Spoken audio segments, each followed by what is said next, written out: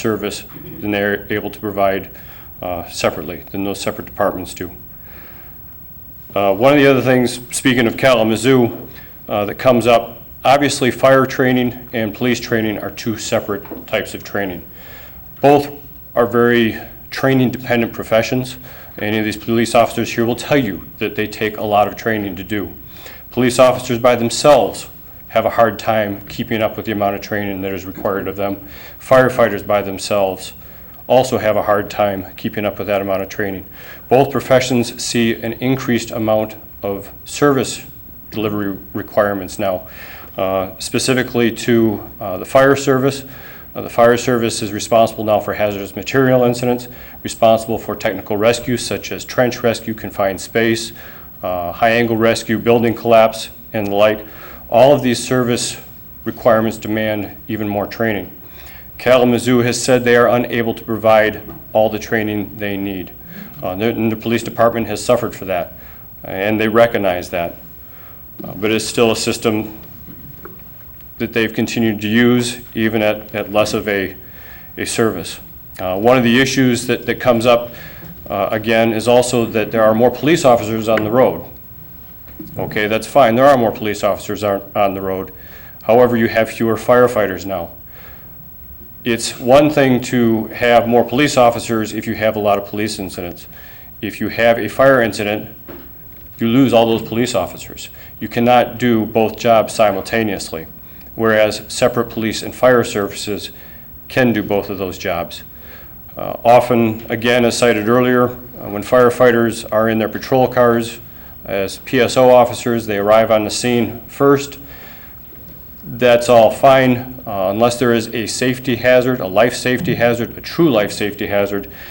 By federal law, they are not allowed to enter that building until another firefighter is there to go in with them and two more firefighters are on the scene to go out, or on the outside to go in and protect them, if need be. Also, a firefighter arriving on the scene without a piece of fire apparatus basically is useless, to put it bluntly. You can't fight fire if you don't have the tools. And if a fire has gone beyond the stage where somebody, such as the homeowner, could go in and stomp it out, you're in violation of federal law and you're not supposed to be in there. If somebody gets hurt, somebody dies, the cost is even greater. Another problem with the simultaneous response, police officers and firefighters are two completely different personalities. I've got a lot of police officers that are great friends, but I would never ask them to respond on medical emergencies or fight fires because it's just a different mindset. To put it simply, they're more suspicious than we are. I can use a perfect example within my own department. A very good friend of mine, a police officer, responded to a vehicle that left the road. When he arrived, he thought the driver was drunk, intoxicated. When we arrived, we immediately went the different direction and said, what is the problem here? Well, it turns out it was a medical emergency. He was a diabetic. He could see where he wanted to be but couldn't get there due to the obstacles in the way and ran off the road and ran into those obstacles. My friend wanted to arrest him. We gave him glucose and he made a miraculous recovery. Another thing, again, going back to Kalamazoo, many of the people that were there prior to the combination of that department cited the police service and the fire service. Both of those members had a passion for their particular job. It is a wonderful career. It's a fair amount of work, but we love it. It's something we like to do. Once they combined those positions, those officers came in and said, it is just a job. They lost their passion. They showed up, they did their 8 hours, and that was it. And these were people that worked for 20 years in the police and or fire services. One of the other benefits you have using Ferndale, and I'm only going to briefly mention this because there are other representatives here from Ferndale Fire that will talk about it, is the Oakway Mutual Aid Pact versus the Oakland County Mutual Aid Pact.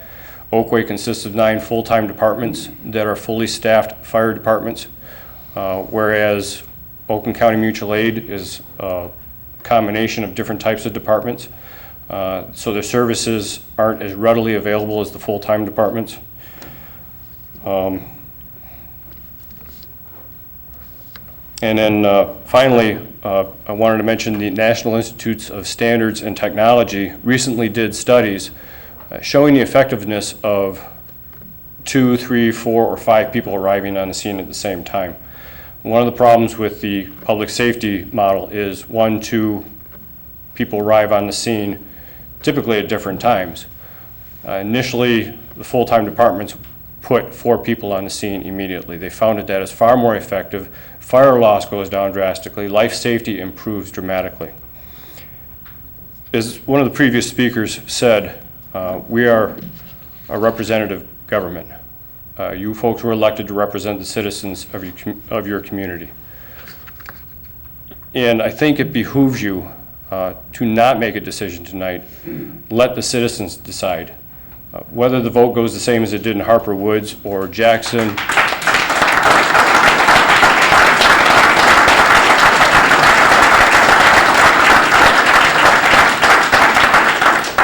whether it goes the same as those communities or they choose to follow the steps of Berkeley and Huntington Woods, that's a decision that your citizens should make.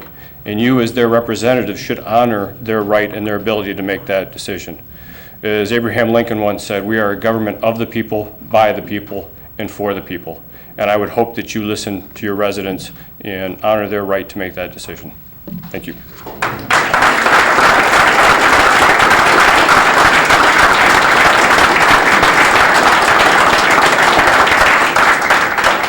Bob, do you have any comments to any of that? Can you respond to any of that? Well, I didn't get a chance to meet you before, but how you doing? We all go through doors for a living, and that's one thing that we do have in common. Now, he is correct to address the 2 and 2 out rule. The 2 and 2 out rule says that what's beyond an incipient stage, an early stage of a fire, we have to have 2 people outside before 2 people move in for extinguishment. However, that rule does not apply on the lower number of firefighters, the 1 or 2 that get there first, if someone's life is in danger. That's the exception to the rule. Other than that, we can trade war stories and how we do this and how we do that. The question is, or the reason that I'm speaking here tonight, is because my job is to explain to you how our model works. And it's worked successfully for a long time. And that's the information I'm here to give. And he's here to give his side of it. We all go through doors. Our model works. And as far as what's more cost effective, that's beyond both of our pay grades to determine. But at any rate, that's how that works. If 1 or 2 of us are there first and somebody is in danger, we can go in. We're not held back by that. But isn't that only because you have no other choice? If you don't have more people? No, but That's why there's an exception to the rule, right? No. The exception to the rule is for a variety of reasons. It covers also like volunteer departments where a car may get the truck. See, in our model, and I'm being very careful not to say anything about how anybody else does their business, because it's not my concern. Everybody does their job the way they do their job. Our job is, when we get the fire call, the cars are going the same time the truck is. The cars get there first. We do what needs to be done. So that's the advantage that we have there. Before that engine ever gets there, we're there. But that's how it works for they're us. not paramedics, right? I'm sorry? But they're not paramedics. No, but we are medical first responders. We would But get you're there. not paramedics. No. But the paramedic would be on the way. The pyramid, it's all in our model, in our model, How long? in our model, in the city of Berkeley right now, our response time is roughly. How long it takes to get to Berkeley? I don't know who to talk to. Oh, let's try and keep some degree of order in here. The Alliance location presently is 696 in Coolidge, is that where it is? Correct. 696 in Coolidge, and if that truck's gone somewhere, there's other trucks moving around, if you'll remember the presentation. So if, Please. oh yeah, Don Jones, 50 Ridge Road. So if this contract were to be signed, would then you redeploy your trucks, your ambulances to take, with Pleasant Ridge's location? If selected to do the contract, we would evaluate. And is that something that would be put into our contract? So, Mr. Mayor, so that would be put into, do you think that would be part of the contract negotiations, that level of That would certainly specificity? be part of the contract negotiations. Over here. Hello. Jessica McCarthy, 53 Wellesley Drive. Since I first heard about this, I've had so many questions, as it seems. So many residents do. I have 2 stakes in our community. One is a resident who absolutely loves being here, and one is a business owner. Something that concerns me that's been brought up, you know, everyone keeps saying, well, there'll be 2 officers in 1 car, and they'll be cross-trained. They can handle fire, and they can handle police incidents. What concerns me, and I'm not saying that it's, you know, I don't know what the odds are, but if there were a car accident, if there were a medical emergency or a fire, at the same exact time that my restaurant is being held up at gunpoint and robbed as I'm closing down for the day, do I have a guarantee that I'm going to get the same response time that I have right now with my police officers? If that were to happen today, you would be in deep doo-doo, because there wouldn't be another officer to respond. There wouldn't be in this new model either, because they'd both be in the same car. You know, I don't know where the 2 officers in the same car came from. There's no 2 officers in the same car. There may be 2 officers Okay. patrolling the city in different cars at times, hopefully more than there are now. So you believe that I'm unprotected currently? I think you're underprotected currently. And is that a result of the police officers or the way that the city runs its police department?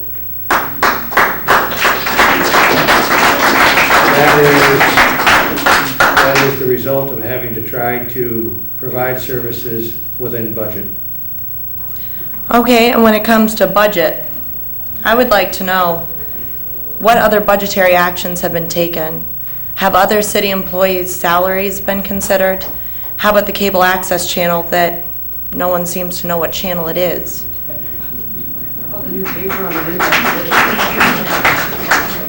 City Hall is now down to 4 days a week. Salaries have been frozen for some time. Fringe benefit costs have been passed on to employees. And are salaries reduced because days working are reduced? Some salaries were reduced because days working were reduced. Other salaries, they continue to work the full number of hours, but without City Hall being open so that no one has to cover the desk. Okay, I have a couple more points, and I really appreciate your time here. In an article today that I found posted by the Ferndale Patch, it was pointed out that from Ferndale there are 5 points of entry for emergency services to enter Pleasant Ridge, and from Berkeley that there is 1, and that is coming down Woodward Avenue. In cases of inclement weather or major events like the Dream Cruise, would there be precautions or just rush hour? Because right now we're going from a half a mile to 3.29 miles, which is a huge difference, and the response times are a major concern to most people that I speak to about this, as well as to myself. Can you address that, please? Yes, I can. Yes. Coming from Berkeley, we have an option, of course, Woodward Avenue, which you mentioned. Okay, we have Scotia to 10 Mile, we have Coolidge to 10 Mile, 696. Or if necessary, we could cut across Main Street and drop in the back door over on the other side. So we have several options as well. But is there any way you can arrive as quickly as someone that's a half a mile away from 3.29 miles away? I got too much in the back. I just said that, He's having trouble hearing the question because of everybody else talking in the background. So if we can concentrate on one question at a time, that would be helpful. to me, I don't have any doubt that in your community, you know, because you're right there in your own city, that you guys do a fantastic job. I have absolutely no doubt about that. And in no way am I trying to knock down the model that you have in your city. My concern is that, over 3 miles away from us, that effectiveness is going to be lost, because you cannot get to us as quickly as someone, that's way closer to us. A half a mile is a huge difference from over 3 miles. Okay, from police response, cars are going to be here. I'm not asking about police response. Okay, you're asking about fire response or medical? Mm-hmm. Which? Which? Both. Both? In both Okay. instances. Medical, well, Mike Foley here has explained the rotating car thing. If the plan is for it to be 696 at Coolidge or 696 at Woodward, 10 Mile Woodward, whatever you want to call it, then it's right here. As far as the fire response goes, it's a quick run down Woodward. And the other one... During Dream Cruise? During rush hour? No, during rush hour and during Dream Cruise. Royal Oak runs 3 miles every day on their fire trucks, and they don't have an issue doing it. We don't have a problem running down Woodward. we have, as far as Dream Cruise goes, that's a completely different animal. We do things different in town all over. We take away parking, we have emergency routes, we relocate equipment, we relocate manpower because nobody can move on Woodward. That's a completely different setup as far as response goes, and would be addressed accordingly if we were here. Okay, well, I'm going to wrap up my words to you guys, and I very much appreciate you listening to me. My basic concern here, to mirror what everyone else has said so far, is that this is a decision that I obviously get the sense that you all back 100%, that you all are very comfortable with the public safety model. I just don't believe it's up to you. I know it is legally, but I think if you have any respect for your citizens, that you'll allow us to vote for it. And if you feel like you can give us the information and that we should believe it too, we're all intelligent people, and you should let us make that decision ourselves.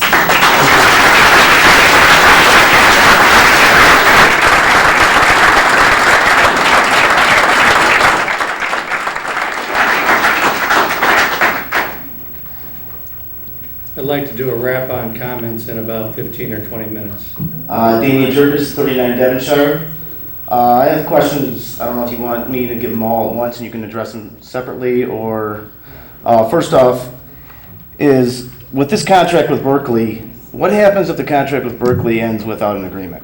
Do we have a backup plan for negotiating with somebody else, or are we going to be on our own at that point? Why don't we, is there somebody looking down the road to see what happens after this contract ends? Well, first of all, the reason that there's a contract on the agenda tonight is to have a backup plan for fire protection if we are unable to reach an agreement within the 2 years on public safety. Secondly, I had a conversation with the Ferndale mayor last week in which I said that we didn't necessarily need to act upon terminating the Ferndale fire contract this week. If we could have it be a 1-year notice and not a 2-year notice, that would give everybody more time. That was the same offer that Sherry made at the fire committee meeting 3 months ago, Sherry, 2 months ago. In both times, the first time it was rejected. The second time, it was not acted upon. Did I get your name and address, by the way? Yes, Damian Jervis, 39 Devonshire. Okay. Second time, they met over the weekend about the city manager. They met last night in a regular city commission meeting. There was no indication whatsoever of acting on that proposal. Commissioner Rubino watched the meeting last night. The only mention of it made was they couldn't understand why we were unhappy with the fire contract after they had magnanimously agreed to reduce the price last year. And I'm not sure if you were here, but I went through the background of how that came about earlier. And it wasn't pretty. Okay, well, at that point, let's say we adopt this personal safety officer amendment. Yeah, my understanding, within the next 8 to 10 years, we're going to lose 4 of our 6 police officers to retirement, more than likely. 4 of the 6 will be eligible for retirement. I don't have their ages memorized. Okay. It surprised me. All right, well, in that case, at that point, we'll have 2 police officers, and 4 to 6 years from now, or 8 years from now, we will have 2 police officers under our city, correct?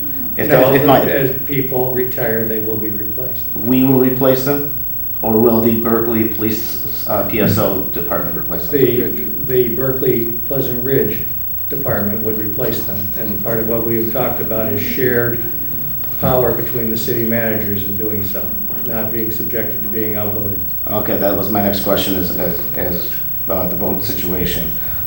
Specifically to the ambulance company, you explain where your stations are located. What is your average arrival time for Huntington Woods and Berkeley? 5 minutes. 5 minutes.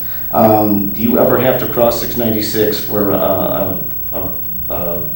appointment, a call? Typically, all of our units are at 10 Mile and Coolidge or north of there. Okay, so you don't have to cross 696, or you don't have to cross Woodward?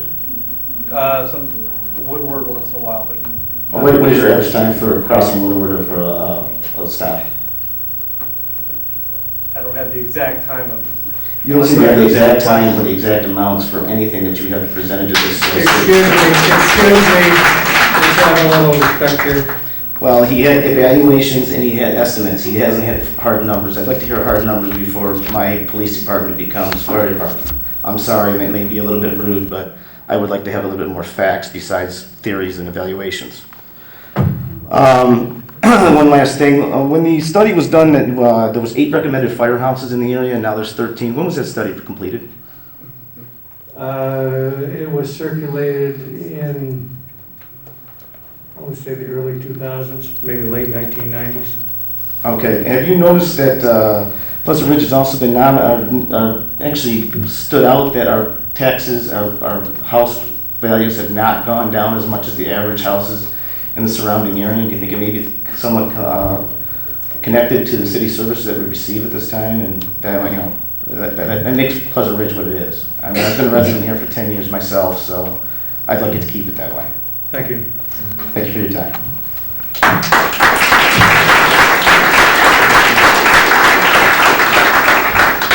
Yeah, Chris Kuzak, 12 Oakland Park.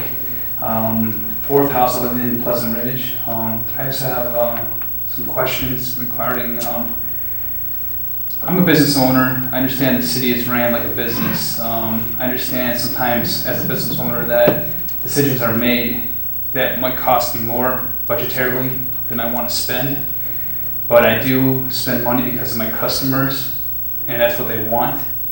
So I feel as you as the voices of our city that we want to keep our police department and fire department the same. And we are willing to pay additional costs to maintain those items. So you are the voices of our city. You know, you speak for us since we're not elected officials. And we, I just feel that as a vested interest in the city, and I plan on living here a long time, I like how things are, and I like them to stay the same way. I'm sure everybody in this room feels the same way I do. And also, I have a question regarding ambulance service itself. The determination is, I understand you have advanced and you have basic units. How do you determine at that time is if I have something happen in my home with my child and I need to have advanced life support, will basic service show up first, then advanced would follow with a call to advanced service? How do you determine that? Because you're saying that the advanced one is out there, but basic are on the road to respond to any kind of dispatch, to any kind of medical emergency itself. We respond with advanced life support to all 911 calls. Everyone. Yes. Everyone's alpha. Yes. And we Not follow basic. Oakland County medical control protocols, and you have to set advanced units. We don't use basics on 911 calls. And regarding Berkeley Police itself, I'm curious how many cars would be on in each shift? I'm sorry, you're wondering how many cars? Yeah, how many cars per shift? Cars a shift depends upon, we look at the workload, the available manpower. We run anywhere from 4 to 6. It's Pleasant Ridge. Oh, Pleasant Ridge, I'm sorry, well, you said Berkeley, I'm sorry. No, but I'm saying Berkeley, you're Berkeley. Okay, well, once again, we look at manpower, car load. You're certainly not gonna go less than you have, and you will have more available when needed. So, I understand, I can understand. But all I'm saying, Mayor, is that personally, I'm happy with what we have now. I'd like to see it stay that way, or at least have a chance to vote. No disrespect to anybody up there, and thank you for your time. Thank you.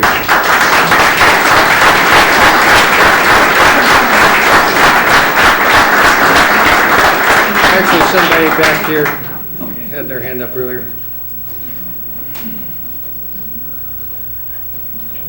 Excuse my outfit, I came straight from the Wellness Center, which is wonderful and which we had a chance to vote for. Passed a millage to have it. Suzanne Levin, 9 Maywood. I just have some questions. They're a little bit almost rhetorical. I'm curious if these officers, when you talked about going from 6 or 8 to 32, will they be going back and forth through Huntington Woods to us, or will there be some dedicated to our area? What percentage of the population of the two communities does Pleasant Ridge represent? And what percentage of area, taking the two communities in consideration, does Pleasant Ridge represent? Will the officers be dedicated to us? Will they know us?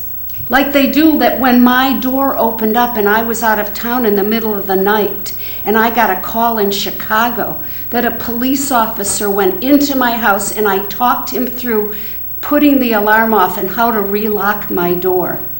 Will that kind of thing happen? Because I had called and said, I'm going out of town, this is the number I can be reached at, as I often do, and was able to get that. Also, I practiced medicine for many years. I'm a physician assistant, and when I am told that the gentlemen who are public safety officers are not capable of taking a blood sugar or giving an epi, there are children who give themselves epis and who test their own blood sugar. And you're telling us that the first responders are not legally able to perform those services. This is of great concern to me. The gentleman from the Firefighters Union spoke of a specific incident where a public safety officer saw someone and decided that they were drunk. Had they been somebody with the ability to check that out, they would have immediately known that this person had a blood sugar issue.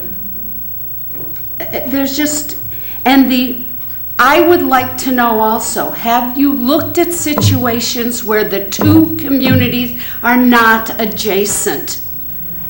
To say that we can go down Woodward or you can go down Woodward and give us the same kind of fire service that we can get from Ferndale, which does not have to go down Woodward to get anywhere in Pleasant Ridge, nor does it have to go over another community to get here.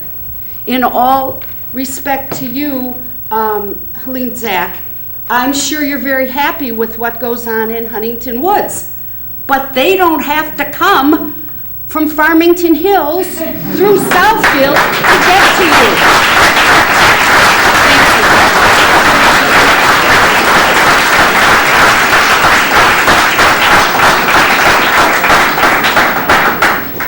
Hi, Mike McDonald, 33 Amherst. First of all, we've got a real sticky wicket between you and us and between you and the rest of the city. Even trying to enact this or vote on it and pass it without involving the rest of the citizens in this town is pretty close to making sure you're not going to get elected again.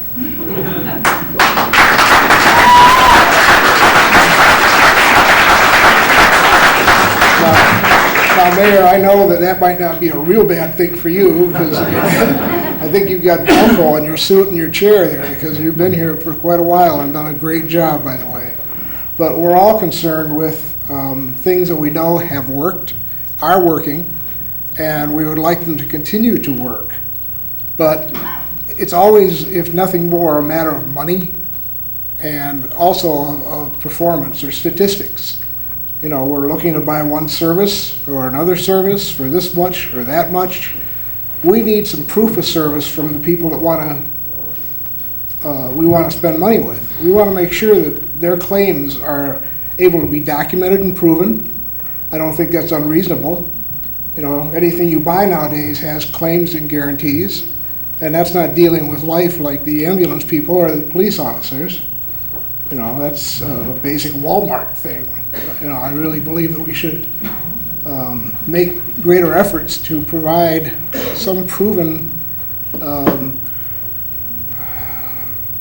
some proof of performance for what we're looking to spend the taxpayers' dollars on. I don't think that's unreasonable. And I'm sure that everybody here is also concerned with the distance from Berkeley. You know, we have Oak Park. They might be able to help out. I mean, if we're all in this together, and we all seem to be, you know, I think that maybe some shared from other cities could help. Maybe, maybe not. but I think this should be put to a vote after some good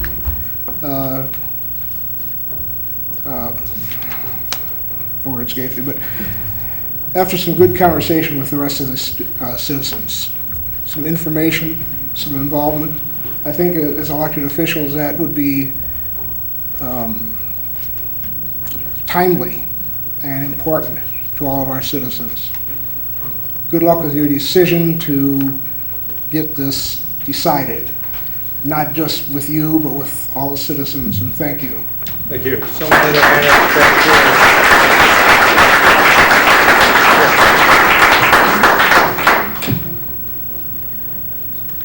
Hello, my name is Amanda Van Dusen. I live at 12 Ken Burton. And I personally am open to the exploration of the public safety arrangement with Berkeley, but I think at the same time the questions that were raised today deserve the opportunity for clear and direct answers. And I know there's been a great effort to do that tonight, but I think more vetting probably is necessary before we can all be comfortable with the decision. The main reason I came up tonight is because there are a lot of folks who have said, we want things to stay the way they are. We would all love that, but that things aren't going to stay the way they are because of the state budget pressures, because of the pressures, even though we've been better off than a lot of our neighboring communities and taxable values and revenues. We haven't been immune to that, and I understand, because what I do in my day job, that these pressures are all over the place, and they're not going to go away for the next few years. So things are not going to stay the same. They are going to change, and it's a question of how we approach it. And I think as part of our approach and the desire, which I totally support, to find a way to enhance the services that we have, and I've been delighted with Ferndale's service. I've been delighted with our police force's service, but I realize that that may not be a sustainable model. So I think we have to explore this and look for ways to enhance the service. And so I'm hoping that collectively, not just the commission, but the community will remain open to exploring these ideas and finding a way to solve it that does allow us to continue going forward. There are lots of pressures coming from the state to pressure communities to increase their collaboration and their shared services. Revenue sharing is going to be doled out this year to communities in part on the basis of increased collaboration. Pleasant Ridge probably does more collaboration than any other community in the state, but in order to be eligible for a chunk of this revenue sharing, we have to increase what we do. And that is year one. We'll be expected to do more in year two and more in year three. So while we all want to keep Pleasant Ridge the wonderful place it is to live, we need to do so realizing that we live in a broader world and things are going to continue to change, and we have to be open to a lot of ideas in solving those problems. Thanks. Thank you. Two more people, here and over here.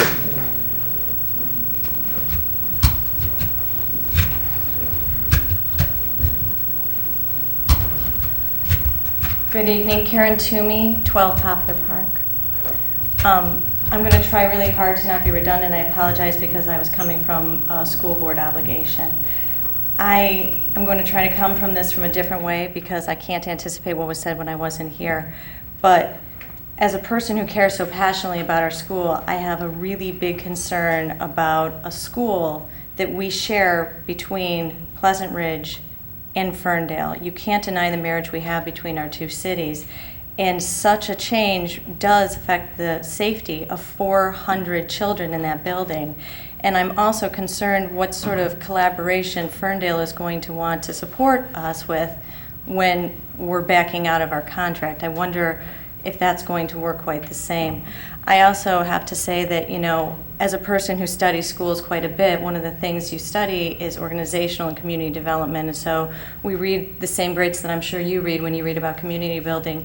And something that is the same for both schools or communities, cities, neighborhoods, whatever, is that there's two underlying truths. And that is that it doesn't matter what services you offer, if people don't feel safe, they will leave. That is the underlying fundamental truth. They'll leave a school, they'll leave a neighborhood, they'll leave anything else. And the second issue is that different estimates, depending on whether it's talking about schools or communities, also estimate as high as 86% of the people who leave communities leave because of a perceived feeling of indifference. And so, again, please, I stress to you, listen, because I think that this is something that very clearly people want us to think about a little bit stronger, and I'm really happy to be on this side of the table. It's kind of fun. I'm also going to make one really gutsy motion. Can we open that door? Does that click open?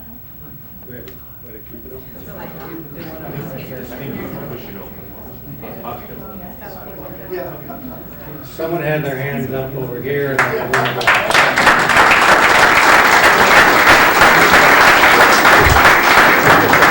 Hi, you guys. I'm Ann Perry from 35 Devonshire, and I do want to thank you all very much, because the work that you all do does make us love this community so much. I mean, the workout facility, the pool, and just how beautiful it is, and has been since I moved here 17 years ago. Just make it a really special place.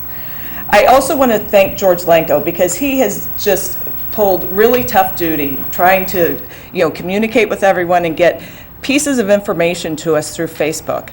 I think one of the things that is so hard with this is it is a transparency issue. And I know you guys, your intentions are good and your research is good. And I mean, the public safety plan, I think the Berkeley guys sound great, but the biggest problem, I mean, the video was a wonderful piece, and it gave me a lot of good insight on the peril that we have our police officers in right now.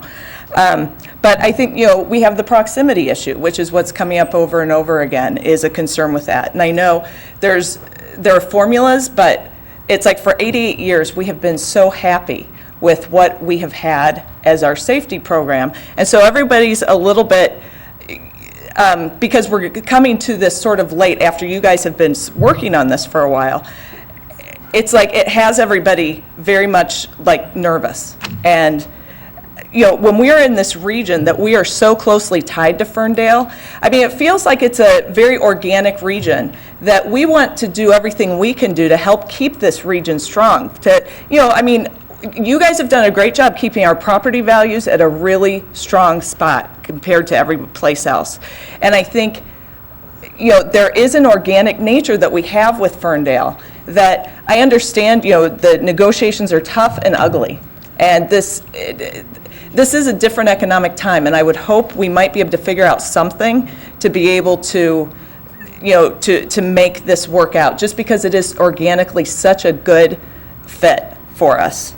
And the other thing, though, I really do want to talk about is the transparency. And I think, we are a fairly intelligent community. And while you guys are, we respect and everything, your opinions and the hard work you do, we hope that you will let us vote on these things and let us have our voice heard, because it is, it's so important for us to be able to hear. I mean, honestly, I know you guys can sell us on a good plan that will be safe for us and get us where we need to be, because we understand budgetary issues and all of that stuff.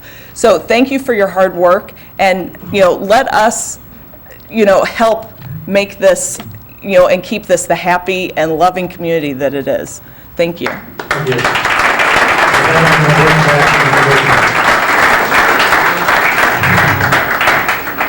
Comments from the commission? Anybody?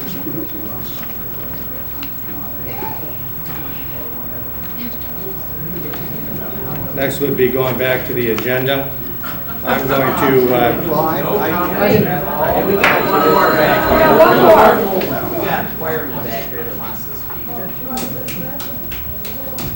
One more person. Pick him. Fireman.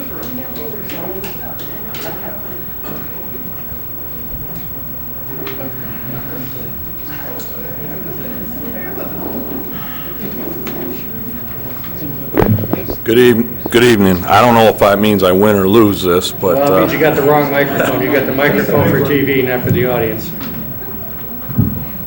Well, you learn something new every day, don't you? Yeah, you do. All right.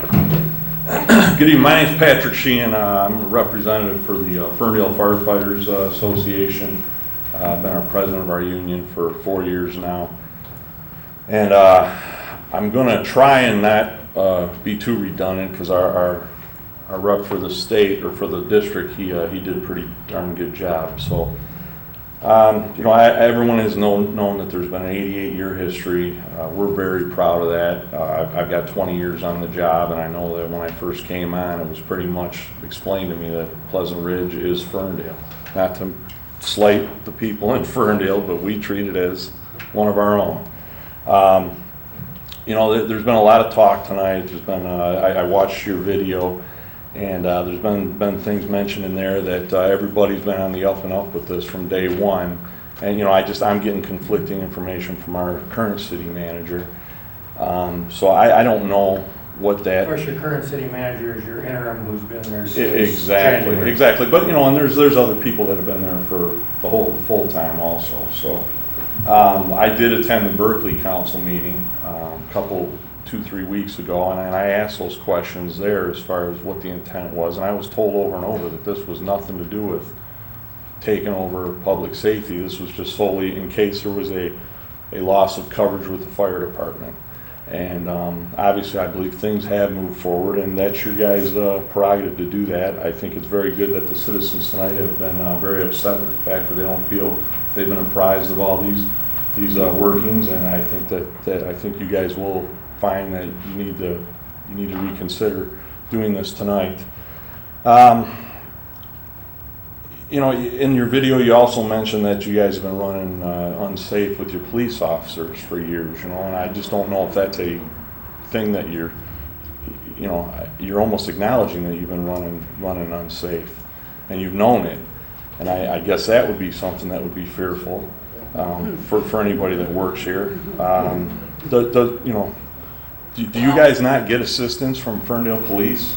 I mean, I'm under the impression that you guys get assistance quite often. We get mutual assistance from a variety of departments, and we provide mutual assistance to a variety of departments, Right. including having responded to the melee in Royal Oak a couple of weeks ago. Right, and who covered your town when that was going on? Probably nobody, unless you guys came in. I believe I know that Ferndale was available and was told you that they were available for that. And I believe that happens quite often. I believe the citizens also know that they get protection from Ferndale PD quite often. And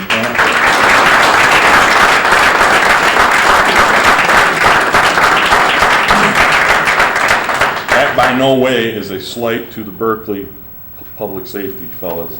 As Mr. North said, they go through doors also. We have high regard for them. They're trying to do the best thing they can do for the people that they protect.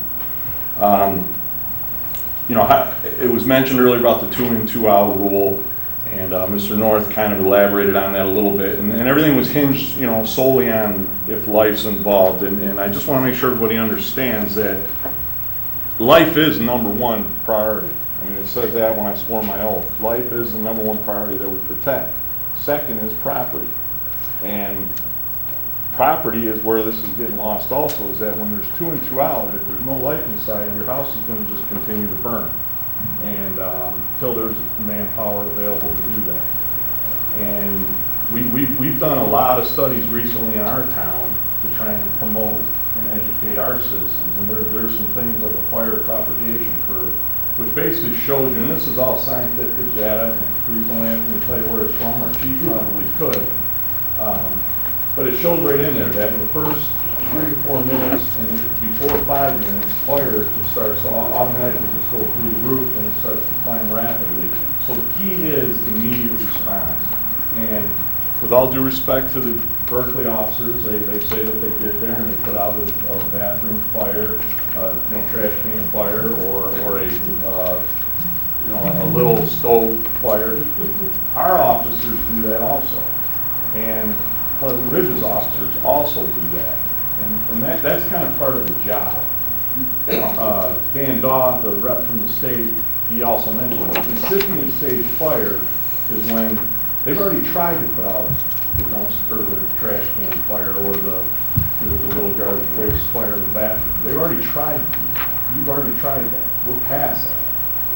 So there's definitely some areas that need to be talked about a little more than just simply saying, well, if there's life involved, we're going in. I believe if life's involved, anybody's going to go and do whatever they can. Our officers, you people will do the same thing.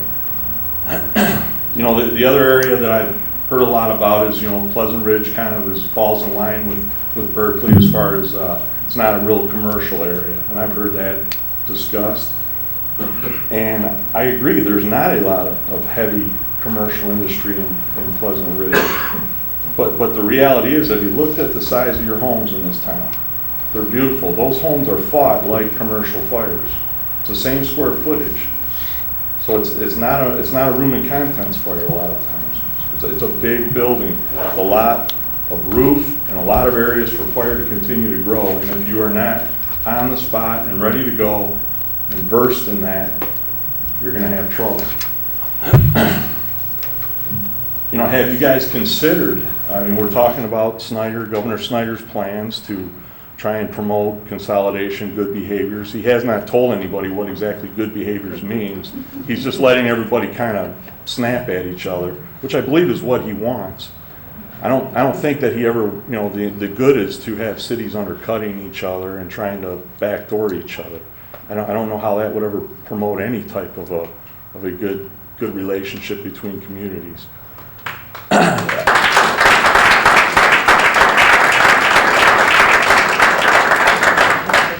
For that matter, I mean, why would you not entertain having Ferndale PD also as your PD with trying to figure out a way to incorporate your officers?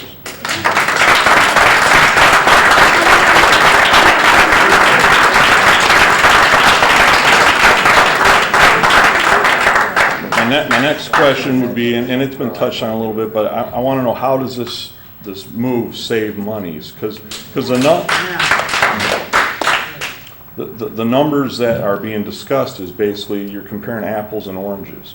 You're comparing a $260,000 fire EMS, ALS, hazardous material, tech rescue, Oakway response, Oakway ambulance response. You're comparing that to somebody coming in and just fighting your fires. And I don't necessarily know if you're comparing the same thing. And that's a big area. I mean, I do believe that, like anything, you need to make sure that the two ideas are the same, and it's just a matter of, well, which one's better. And I don't believe that you're doing that right now.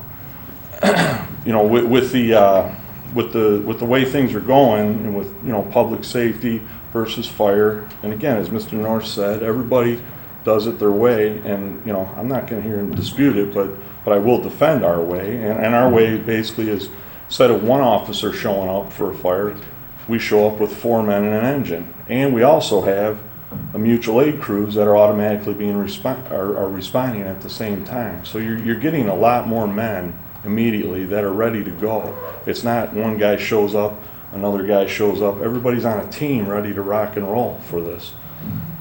You know, and while this is going on, this fire, your streets are still protected by your police department, where if you do it another way, you're robbing Peter to pay Paul for your police protection.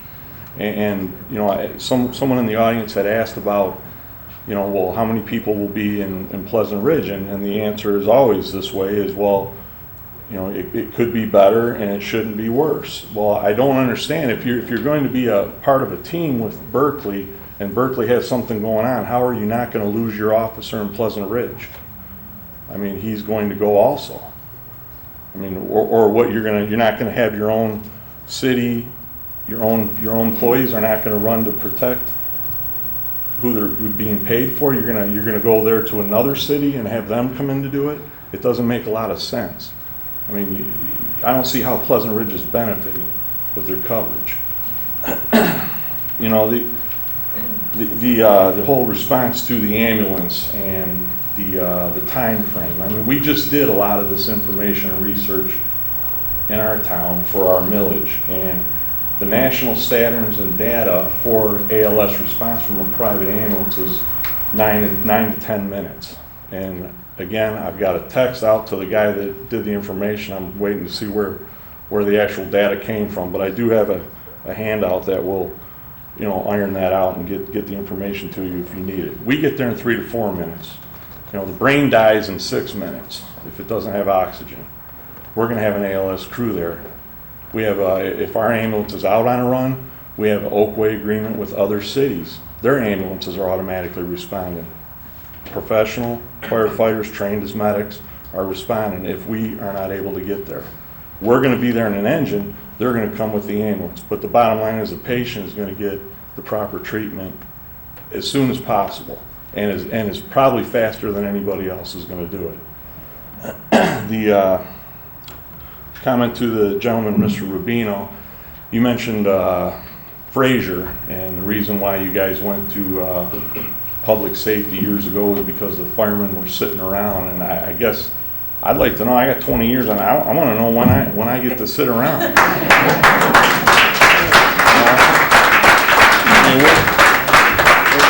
We're constantly training. We are constantly trying to better ourselves. We're constantly doing things every day to do this. And I don't know when you're making these references to, but times have changed since Berkeley went public safety. Firemen aren't just firemen anymore. We're doing a lot of other skills that Dan Daw has already represented and he's already spoke on tonight.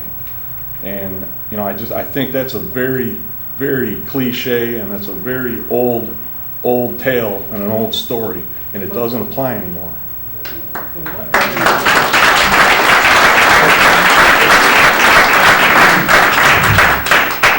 First of all, it wasn't a cliche, it could happen 25 to 30 years ago. So it has nothing to do with today. Exactly. When I made... Exactly. Firemen were not medics back then. Let him finish. Yeah, let me finish. I'll let you finish. Okay, sir. I agree. We changed public safety because we had 8 to 9 guys sitting upstairs, and it was the administration at the time. I thought we needed to do something better because we couldn't no longer afford that. So we did go to public safety. And those officers were brought, we still had 2 firemen stay there 24 hours because we needed somebody to man the trucks. Right. But you're right, it's an old cliche, and that's why I used it. It was an old cliche. Those days are gone. Exactly. It's nothing to do with today. Exactly. I've got a few questions for you. Sure. Okay. How many excuse me, how many firefighters are on duty at any time? We have up to 8. What do you mean up to 8? Up to 8 right now. I don't understand what up to 8 means. We have Is a there 8 minimum. or We have no? a minimum of 6. We can have 8. Actually, we have 9 today, so I stand corrected on that. We are currently in the process of getting back to an 8-man minimum. Yeah, I understand. You have 4 new officers, 4 new firemen. You got 2 on. We don't have new firefighters. We have replacement firefighters. They're coming back. We brought them back. I'm I sorry, understand. they're not new. Yeah, I understand. I listened to your meeting last night. 2 are in and 2 are coming. 3 are in now. I don't know. He said maybe today or tomorrow he was going to get. We got one more I wasn't today, sure. and we got one more coming next week. So you have 6 on duty at all times? No, we have a minimum of 6 right now, but that is soon to probably go back to 8.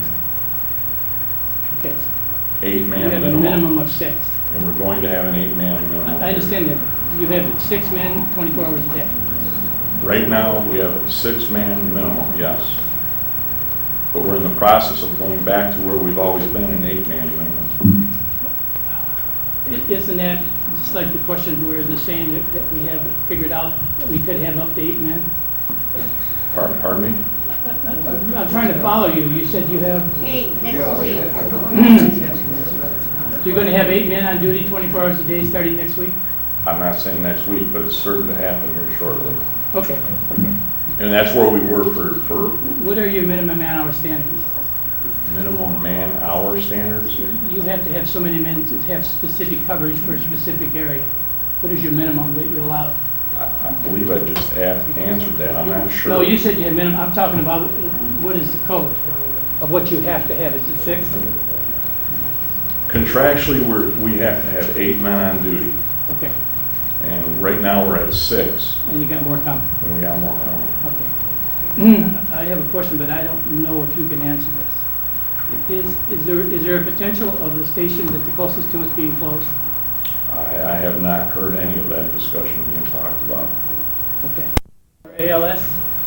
From a private ambulance company. Where did that study come from? That's why I believe I was telling you that I have that information from the handout that we just put out to our citizens. I don't have one readily available. I'm looking to get it right now, and I might have it here. Okay, good. I appreciate that. But I will get you the hand. Because we did a study. This was accreditation from Alliance. It says here that this was Alliance touts this accreditation. Okay, but is that statewide? That's a national number. It's not really a fair assumption. In some areas, the rules. Well, the reality is you can have possibly an ambulance in your town Exactly. readily available, but that's not going to be the same dollar amount that we were just talking about. That's going to be a contracted cost. They don't do it for free, you understand that, don't you know? I think I understand. Right, so Yeah, then the numbers change, so it's like anything, we gotta compare apples to apples. Yeah, I understand the contractual cost of Ferndale too. Okay. And I guess the last thing I would say is, I'm paid to protect citizens of Ferndale, Pleasant Ridge, Royal Oak Township, and I believe that's what I'm doing tonight. And I appreciate your guys' time. Steve,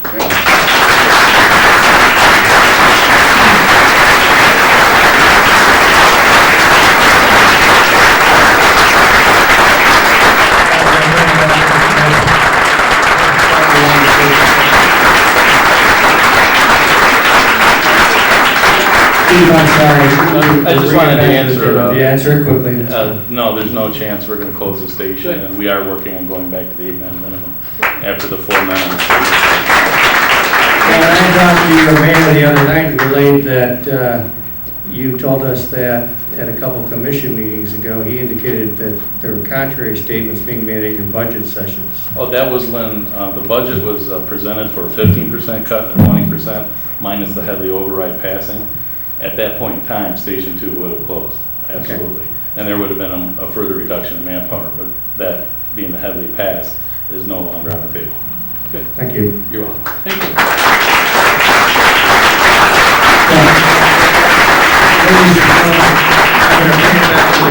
We held this open for about an hour and a half. We also have to do a little something like adopt a budget tonight so we can send all you nice people your tax bills on July 1st. So I'm bringing it back to the commission. Chuck.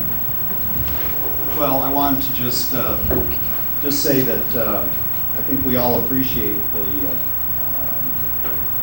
comments that everyone's made tonight.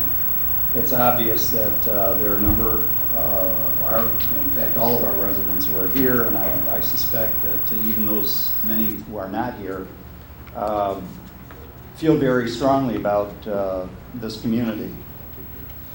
And it's obvious from the comments that were made that they want to do the right thing for themselves and for their neighbors. And let me just assure everybody here that I would not, and I don't think any of my fellow commissioners or the mayor would be here if we didn't feel the same way.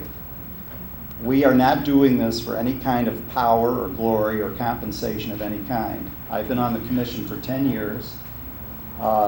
Many of the decisions we make are fairly routine and relatively easy to make. There are others that are not, and this is certainly one of them. I would urge everyone who's here tonight who is honestly interested in getting information, and I stress that, if they really want information, that they take a copy. I understand that there will be more available at City Hall. Yes, of the memorandum. Our city manager prepared for us, that is the commissioners and the mayor, as she always does, a memorandum concerning each item on the agenda for our commission meetings. And tonight was no different. I read the memorandum initially when it first arrived at my home last Thursday, and I reread it yesterday evening in advance of the meeting tonight. And it struck me that her rather lengthy memo, I believe it's about 4 pages or 3 pages. It's more than just a one-page memo. I think it's very, it explains, I think, very succinctly how we have gotten to this point and where we are in all of this. And gives a lot of information about what happened with negotiations with Ferndale, which we approached initially and tried to work with, and why that didn't ultimately result in anything, at least up to this point. And also our discussions with Huntington Woods and why that didn't, at least up to this point, go anywhere, and why we have been talking with Berkeley and where we are with our discussions with them. The matters on the agenda tonight are, number one, we have to look at, for approval, a contract that Berkeley has already agreed to, and that is the backup fire contract that I think you've heard mentioned. This is a just-in-case type of contract for us going forward, that if something happens with our contract with Ferndale, that we are assured, and there's no agreement to a merger down the road, that as of July 1st, 2013, we will have fire protection for our community. The second two items are more specifically related to the fire contract with Ferndale, and also the issue of merging our police department with theirs, with an eye to creating a joint public service department, not a contracted service, but a joint department with Berkeley. So I would just, and I want to emphasize that we have, by the contract that we currently have with Ferndale, we have to give a notice by July 1st in order, and we have to move forward. I mean, I think it's pretty clear that, as one of our residents stated, we, you know, as much as people want things to stay the same, we have had to come to the realization, and I trust that the more our residents realize what is involved and what has taken place and what is yet to take place. Why was it left so late that we couldn't vote on it? Because it's not subject to vote under the provisions, I believe, our city attorney. If people would just allow me to speak and not yell, I think it is much more productive. There are two different statutes, as I understand it, under which communities are organized by law in this state. And certain items, certain issues in some communities are subject to public vote. The statute under which Pleasant Ridge was organized in 1928 and has continued to operate since then does not require a vote of the people on certain issues like contracts. And that's what this is. So as much, so what There are Attorney General's opinions issued in the state of Michigan that would lead to a contrary opinion. Villages Advisory. are subject to vote. Villages are subject to vote. That's correct. So are your jobs. So are our jobs. That's right, and I want to speak to that because I heard somebody talk about being elected. You know what? I don't do this for popularity. I don't care about that. I do what I believe honestly and firmly to be in the best interests of the whole community. And if I vote a certain way and everybody in this room is angry at me and goes out next November and votes me out, I'm prepared to accept that verdict of my fellow citizens. I've been happy to be here for 10 years. I think I'm doing the right thing now. And in spite of the opinions and concerns, I think we have to move forward. We're not there yet. This is not a done deal. And I think that as we move forward, I think everybody is now fully aware of this issue and can continue to contribute and give their opinions. Things like, how do we structure a command? How do we have patrols set so that we assure our residents that they're going to know their police officers? And also, the more people know about public safety, they, I think, are going to become much more comfortable with this concept. For a community of our size, we cannot continue down the same road that we have been. I'm completely comfortable with that fact. I'm not happy about it, but it's reality. And I'm not going to get into an argument and talk. I'm just making a statement before I make a motion. So everybody is aware of why I am doing what I'm doing, and as somebody said, if they want to go and campaign against me and vote me out next year, that's fine. Because I don't do this because I want to stay in office. There's no benefit to it. I would rather be home watching TV right now, quite frankly. But I'm up here listening to this, and I deal with this sort of thing, and that's what I decided to do when I ran 10 years ago. You would really rather be home watching TV right now? Yes. Then don't be a city commissioner. I'm just saying that as opposed to listening to Barb comments and things? Yes, of course. This is not an easy decision to make. Please have a public debate on this issue. Well, I thought that's what we were having with this. Okay. Please have representatives. All right. Mayor, I just have one question. If it's not a done deal, why did the city send a letter to Ferndale terminating the contract and then rescind it the next day? Because the city attorney screwed up. That's on the way. He doesn't feel great about it either. He was asked to draft a draft. He accidentally signed it and mailed it. How do you accidentally sign a letter and accidentally mail it? Have you ever made a mistake, Sean? Yes, but I've never accidentally signed my name to a legal document and accidentally Well, mailed it to a municipality. He did.